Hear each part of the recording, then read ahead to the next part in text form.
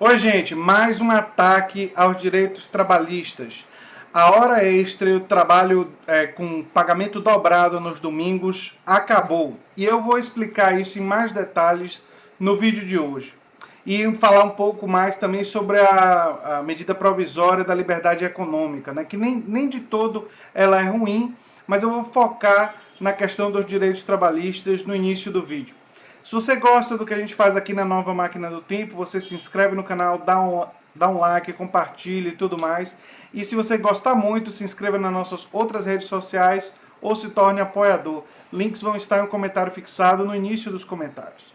Bem, essa MP, ela tem um detalhe que é muito importante. E a pergunta central que eu quero responder para vocês, eu espero que vocês assistam o vídeo todo, né? Mas a pergunta central que eu quero responder é: como serão pagos os dias trabalhados em domingos e feriados, né? Serão considerados dias normais ou pagos em dobro? E aí vocês vão ver que a MP permite uma esperteza, e eu vou explicar qual é essa esperteza que ela permite para os empresários, que vai praticamente acabar com o pagamento em dobro em boa parte do comércio. Os advogados, eu estou com a matéria da G1 aqui, os advogados salientam que o trabalho realizado por essas categorias em domingos e feriados serão pagos como dias normais se for dada a folga compensatória durante a semana. Só se o trabalho for prestado nos domingos e feriados e não for dada a folga, é que ele vai ser pago em dobro. Mas pensem comigo, a maioria dos empregos hoje são em serviços.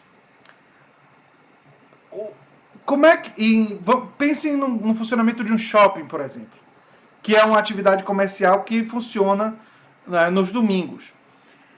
Um shopping e um lojista de shopping, ele pode dar folga na terça-feira, na quarta-feira, na segunda-feira, na quinta-feira, em dias que a movimentação do shopping é muito pequena e que ele não precisa de tantos funcionários, então ele dá a folga apenas nesses dias, e ele não dá a folga nos sábados e nos domingos, e na sexta-feira à noite, quando a movimentação no shopping é maior. O que significa que a folga que ele vai dar é uma folga que para ele não vai ter impacto nenhum, mas vai fazer com que as pessoas que ganhavam dobrado nos sábados e nos domingos, principalmente nos domingos, vão deixar de ganhar dobrado. E isso você pode aplicar para toda atividade comercial que tiver um período da semana em que o empresário não precisa de tantos funcionários e um outro período que ele precisa mais dos funcionários.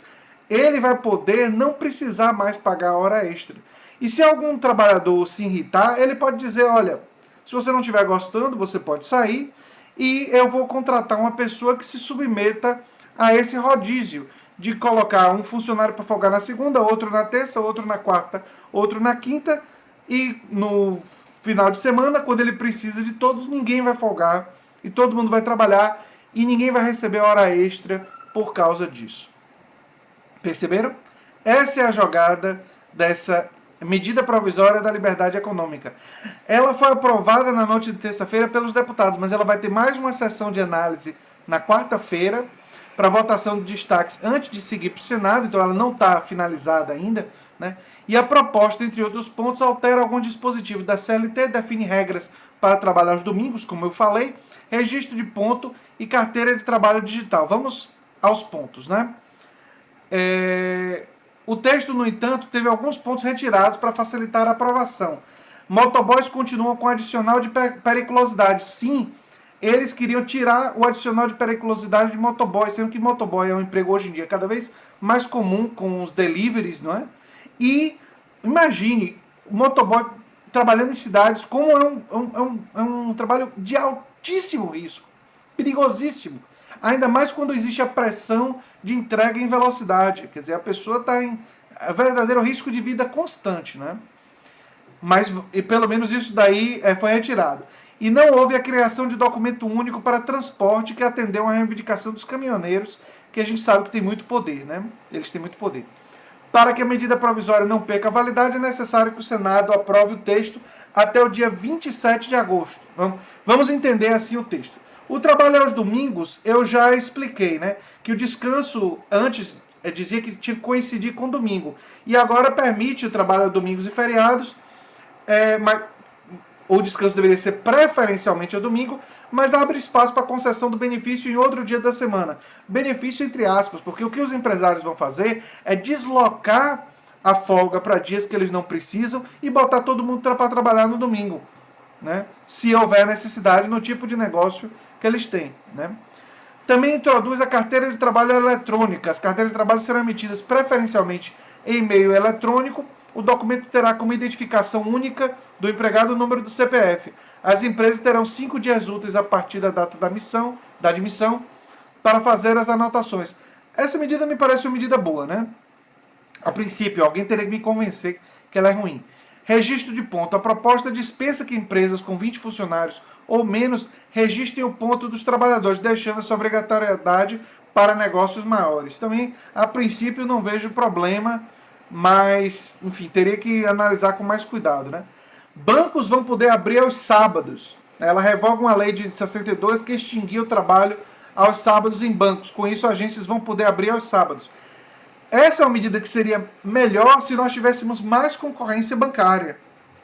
Como a atividade bancária no Brasil ela está muito concentrada, isso é um problema. Então eu estou torcendo para que haja uma abertura maior para a concorrência bancária, inclusive bancos locais. E aí sim, dentro da concorrência bancária faz sentido que algumas agências abram no sábado e isso vai ser bom para pessoas que têm semanas muito ocupadas, não é?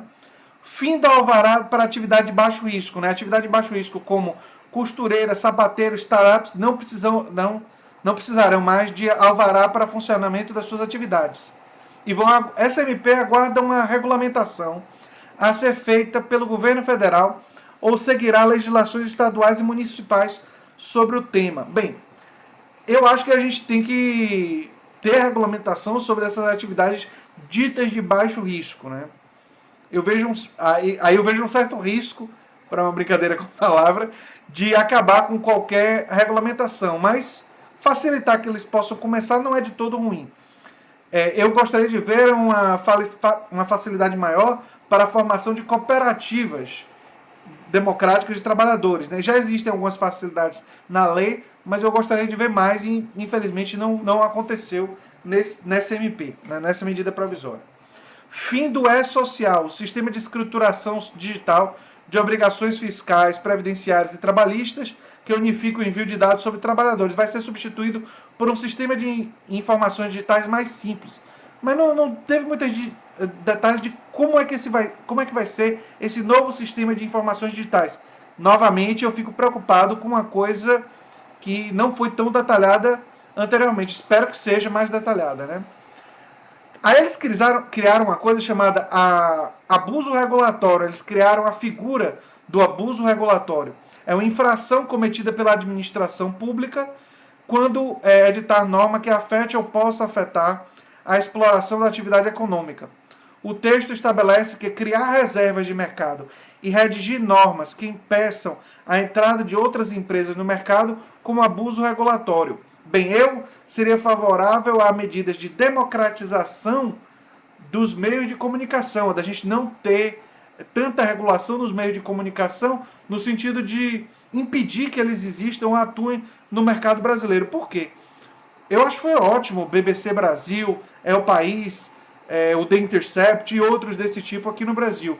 E nós temos um grande problema no Brasil de concentração, tanto de monopólio nos bancos, como eu falei antes, mas também no monopólio dos meios de comunicação, né? E isso não necessariamente... A figura do abuso regulatório parece mais favorecer o empresário que quer usar isso para combater uma regulação do Estado, que às vezes muitas delas são necessárias e importantes, né? Então, eu seria favorável a uma expansão, a democratização dos meios de comunicação e não uma coisa assim, simplesmente criar essa figura do abuso regulatório. Me parece uma medida que simplesmente favorece o empresariado a brigar juridicamente com o Estado e usar isso como argumento, né? Desconsideração da personalidade jurídica. A desconsideração da personalidade jurídica permite que sócios e proprietários de um negócio sejam responsabilizados pelas dívidas da empresa. Ok, acho que sócio e proprietário deve ser responsabilizado pela dívida da empresa. Mas no caso de um processo trabalhista, olha só que coisa horrível. Os bens dos sócios não poderão ser usados para pagar dívidas. Como assim não poderão ser usados os bens para pagar dívidas? Quer dizer que se um trabalhador é lesado por um empresário e ele abre um processo e ganha um processo, o bem daquela pessoa que lesou ele de alguma forma não pode ser utilizado para saldar essa dívida? Quer dizer, mais uma Quer dizer, os trabalhadores têm os seus contratos flexibilizados, mas os empresários conseguem colocar proteções na lei, né? Documentos digitais. Registros públicos realizados em cartório podem ser escriturados, publicados e guardados de forma digital, como, por exemplo, registro civil de pessoas naturais e imóveis. Acho ótimo ter registro digital para poder facilitar. Tem que ver se não vai levar a fraudes. A gente sabe que no Brasil a figura do cartório foi criada muito em função das fraudes. Se nós tivéssemos um índice menor de fraudes, eu seria favorável à digitalização de praticamente tudo. Claro que tendo com múltiplas cópias também do ponto de vista escrito, para a gente ter salvaguardas caso o sistema fosse atacado ou alguma coisa do tipo acontecesse. Mas, gente, o mais grave realmente é o fim da hora extra. Porque esse esquema de permitir o empregador poder decidir qual é o dia da folga, basicamente vai fazer que o empregador decida que o dia da folga é o mais conveniente para ele e vai dizer que o trabalhador vai ter que trabalhar nos domingos recebendo o salário normal sem receber o salário dobrado, o que vai significar para milhares de trabalhadores o fim da hora extra e o fim do pagamento dobrado aos domingos. É lamentável, mas a gente poderia esperar o quê? De um governo que declarou que iria realizar ataques aos direitos trabalhistas. Mais nada, né? Mas se a gente lutar, gente, a gente vai reverter isso no futuro, viu? Vai reverter sim. Se vocês gostam do que eu faço aqui no canal, se inscrevam, dêem um like, compartilhem. E se vocês gostam muito, podem se inscrever nas nossas outras redes sociais ou no nosso Apoia-se. Isso ajuda bastante no nosso canal. Eu espero que esse vídeo esteja tudo ok. O vídeo anterior estava sem som, deu um erro aqui nos equipamentos, mas eu espero que agora esteja tudo ok, né? Enfim, um abração e até o próximo vídeo, gente. Tchau, tchau.